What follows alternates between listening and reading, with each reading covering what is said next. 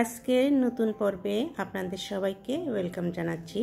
আমি আজকে ডিম দিয়ে বানানো ভর্তা রেসিপিটি শেয়ার করব।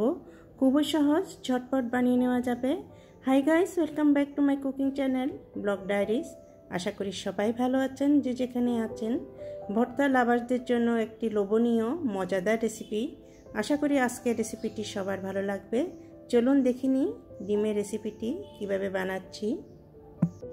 ভর্তাটি বানানোর জন্য প্রথমে একটি প্যানে নিয়ে নিয়েছি 1 টিস্পুন তেল, দিয়ে দিয়েছি 3টি শুকনো মরিচ, দিয়ে দিচ্ছি 2টো রসুন, হালকা ভেজে নিচ্ছি লো হিটে ফ্লেভার বের না হওয়া পর্যন্ত। মরিচ আর রসুন ভেজে নেওয়া হয়ে গেছে, এখন তুলে নিচ্ছি। এবার ভর্তাটি বানিয়ে নেব। ভর্তাটি বানাবার জন্য সিদ্ধ করে নিয়েছি 4টি ডিম, পরিমাণ মতো আলু। এবার গ্রেটার দিয়ে গ্রেট করে নিচ্ছি, এতে কিন্তু কাজটা সহজও হয়, দ্রুত হয়। হাত দিয়েও চাইলে ভর্তাটি করা যেতে পারে। শুধু ডিম দিয়েও ভর্তাটি বানানো যেতে পারে, তবে আলু আর ডিম একসাথে কিন্তু ভর্তাটি বানালে অন্যরকম একটি টেস্ট হয়।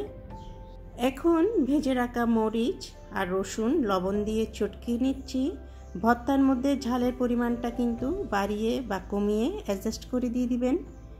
এবার ভালোভাবে মরিচ আমি মিশিয়ে নিচ্ছি ভর্তার সাথে। এবার দিয়ে দিচ্ছি কিছু পেঁয়াজ বেরেস্তা, চাইলে কিন্তু কাঁচা পেঁয়াজও দেওয়া যেতে পারে। পেঁয়াজ বেরেস্তা দিলে তবে ভর্তাটি অনেকক্ষণ পর্যন্ত ভালো থাকবে। দিয়ে দিচ্ছি 1 টেবিল স্পুনের মতো সরিষার তেল, এতে কিন্তু স্বাদ বেড়ে যাবে দ্বিগুণ। এবার সব কিছু ভালোভাবে আমি মিশিয়ে নিচ্ছি। বাস, তৈরি হয়ে গেল মজাদার ডিম ভর্তা। দেখেই তো নিলেন ডিম ভর্তা করা কতটা যে সহজ। সব ভর্তার থেকে কিন্তু ডিম ভর্তাটা অনেক সহজ, খেতে কতটা যে মজা খাওয়ার আগে বুঝতে পারবেন না। তাই ডিম ভর্তার স্বাদটা বোঝার জন্য ডিম ভর্তা বানিয়ে খেতে হবে।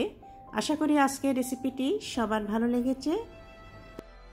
আবারও দেখা হবে নেক্সট এপিসোডে নতুন কোনো রেসিপি নিয়ে। সবাই অনেক অনেক ভালো থাকবেন, সুস্থ থাকবেন। অনেক অনেক শুভকামনা রইল সবার জন্য।